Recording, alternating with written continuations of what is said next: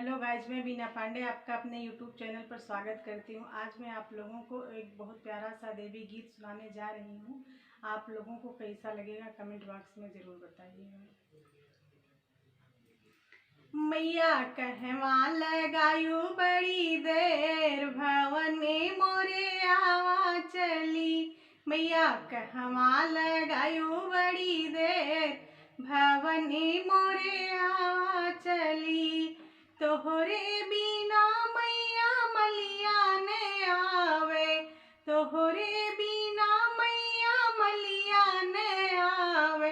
गजरा गुछत भई देर, भवनी मोरे आवा चली। मैया गजरा गुछत भई देर, भवनी मोरे आवा चली। मैया कहवा लगायू बड़ी देर, भवनी मोरे आवा चली। मैया कहवा लगायू बड़ी देर, भवनी मोरे आवा चली। तोहरे बिना मैया कहराने आवे, तोहरे बिना मैया कहराने आवे।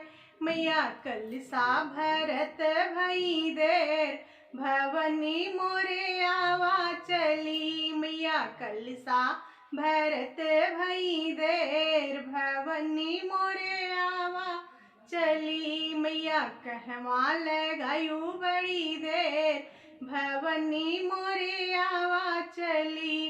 तोहरे बिना मैया पंडित न आवे, तोहरे बिना मैया पंडित न आवे। मैया पोथिया बचत भई देर, भवनी मोरे आवा चली। मैया पोथिया बचत भई देर, भवनी मोरे आवा चली। मैया कहवा लगायू बड़ी देर, भवनी मोरे आवा चली। तोहरे बिना मैया बजजवाने आवे, तोहरे बिना मैया बजजवाने आवे। मैया चुनरी सजत भई देर, भवनी मोरे आवा चली। मैया चुनरी सजत भई देर, भवनी मोरे आवा चली। मैया कहवा लगायू बड़ी देर, भवनी मोरे आवा चली। मैया कहवा लगायू बड़ी देर, भवनी मोरे आवा चली।